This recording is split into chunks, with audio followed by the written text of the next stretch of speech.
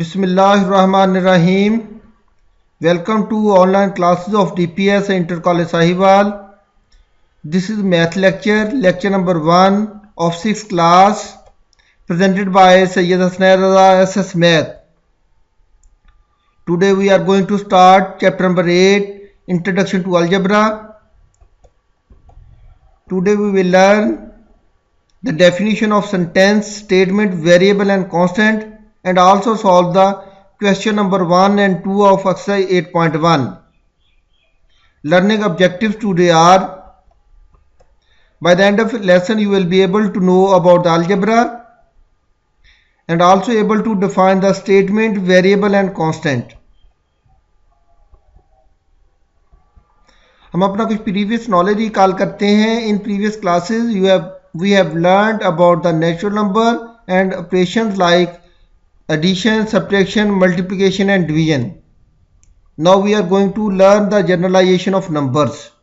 आज हम इन ऑपरेशन और नंबर की जनरलाइजेशन सीखने जा रहे हैं. फॉर एग्जांपल देखिए, हमारे पास है 1 + 2 = 3, 2 + 3 = 5, 3 + 4 = 7 एंड सो ऑन. अगर हम इसका जनरल एक्सप्रेशन लिखें तो हम x + y = z. अब देखिए, अगर हम x की जगह 1 लिख दें और y की जगह 2 लिख दें, देन आंसर z हमारे पास 3 आएगा. अगेन हमारे पास इसके एक्सप्रेशन के लिए देखें, अगर x की जगह 2 लिखें, y की जगह 3 लिखें तो z का आंसर 5 आएगा. अगेन इसका एक्सप्रेशन के लिए देखें, x का अगर हम आंसर x की जगह 3 लिख दें, अगेन इस एक्सप्रेशन में देखें, हम x की जगह 3 लिखते हैं, y की जगह 4 लिख दें, देन z का आंसर 7 आएगा. हमारे पास ये जनरल एक्सप्रेशन, इन तमाम एक्सप्रेशन के लिए ये जनरल एक्सप्रेशन है. x + y = z इसको रिप्रेजेंट कर रहा है. इन above example, x + y = z give the general form which represent the all the given arithmetical statement. हमारे पास जितनी अर्थमेटिकल स्टेटमेंट्स हैं, 2 नंबर की एडिशन को इस एक्सप्रेशन के थ्रू हमको रिप्रेजेंट कर सकते हैं. Thus algebra is a general form of arithmetic. x + y = z mean the sum of two numbers represented by a x and y is equal to the number represented by z. हमारे पास देखिए, मैं अभी earlier आपको discuss कर चुका हूँ, ये हमारे पास 2 नंबर हैं x और y. इन दोनों का सम को जो आंसर आएगा हमारे पास z रिप्रेजेंट करेगा. x और y हमारे पास जनरल नंबर को रिप्रेजेंट कर रहे हैं. अगर हम x की जगह कोई भी नंबर लिखें, y की जगह कोई भी नंबर लिखें, और जो उनका आंसर है वो z को रिप्रेजेंट करेगा. अलजेब्रा को हम थोड़ा सा इंट्रोडक्शन करते हैं अलजेब्रा का. Algebra is an important branch of mathematics that provide us a solution of many complex problems in an easy way, especially when we represent a quantity by a symbol without knowing its numerical value. A Muslim mathematician Musa al-Khwarizmi wrote a book on the topic of algebra. हमारे पास first time algebra जो है मुस्लिम mathematician मूसा अल-ख्वारिज़मी ने इस topic पे book लिखी थी. और algebra जो है एक मैथ की ऐसी ब्रांच है जो हमारे पास कम्प्लेक्स प्रॉब्लम को बिना वेरी इजी वे से हमें सॉल्व करने में हेल्प आउट करती है. और स्पेशली वहाँ ये हमारे लिए अलजेब्रा बहुत ही फ़ायदेमंद होता है. यहाँ हमारे पास कोई वैल्यू अननोन हो, हम अननोन वैल्यू को फाइंड करना चाहते हैं. सेंटेंस को डिफाइन करते हैं. सेंटेंस है group of words that makes a complete sense is called sentence.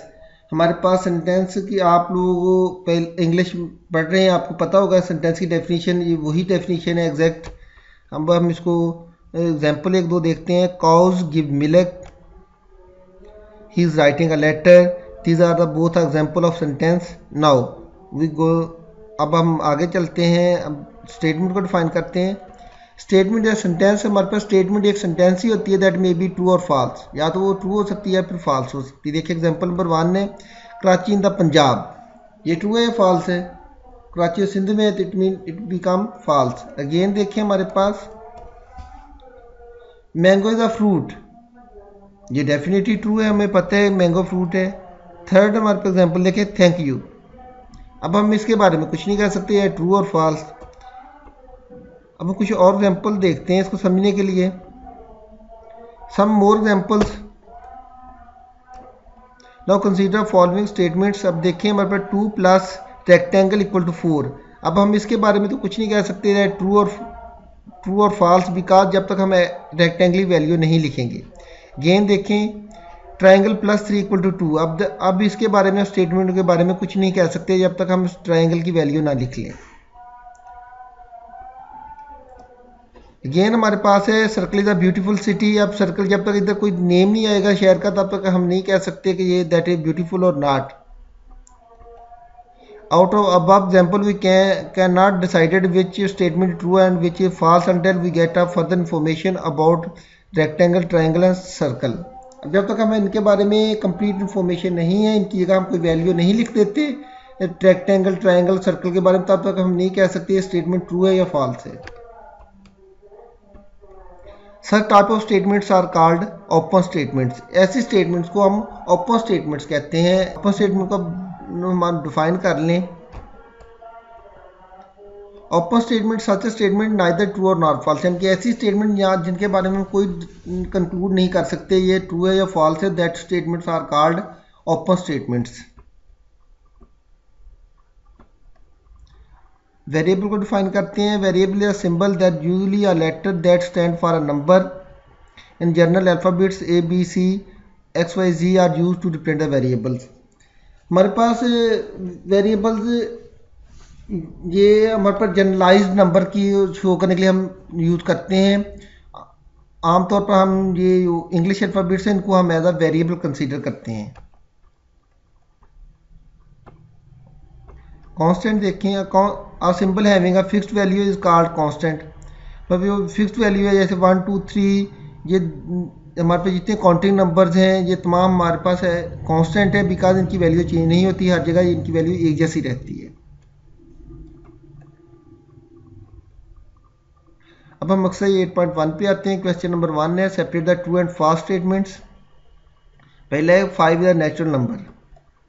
Definitely 5 natural number है, दैट इज ट्रू। 5 + 4 - 2 = 6 + 8 + 2।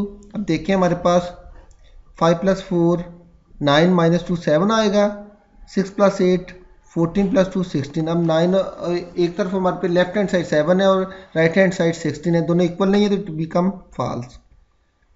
गेन देखिए हमारे पास पार्ट नंबर 4 8 + रेक्टेंगल = 4। अब हम इसके बारे में कोई कंक्लूड नहीं कर सकते जब तक रेक्टेंगल की या कोई वैल्यू लिखी हो। It mean that is open statement. Part number 7 देखें 5 × 6 = 4 × 8, 5 × 6 = 30, 4 × 8 = 32। देखिए लेफ्ट और राइट साइड इक्वल नहीं है, इट बिकम फॉल्स। 8 वाले देखें 0.2 + 0.5 = रेक्टेंगल। अब फिर हम इसके बारे में कोई कंक्लूड नहीं कर सकते जब तक रेक्टेंगल की जगह कोई वैल्यू ना लिखी जाए, तो it become open statement. Question number 2 देखें replace unknown by a number to make a statement true.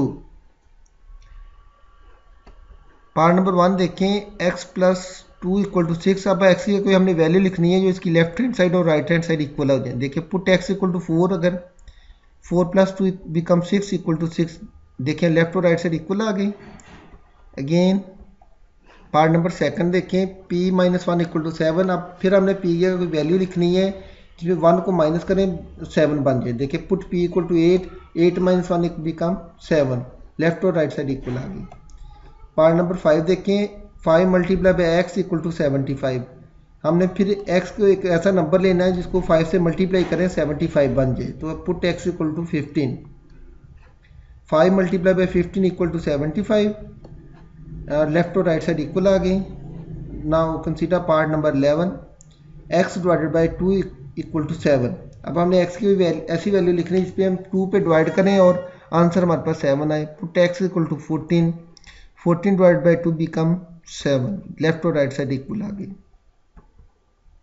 अब हम रिकैप करते हैं। Today we have learn the definitions of sentence, statement, variable and constant and also we learn about the open statement. हमने आज sentence को भी define किया, statement को भी डिफाइन किया, वेरिएबल को भी डिफाइन किया और कांस्टेंट को डिफाइन किया।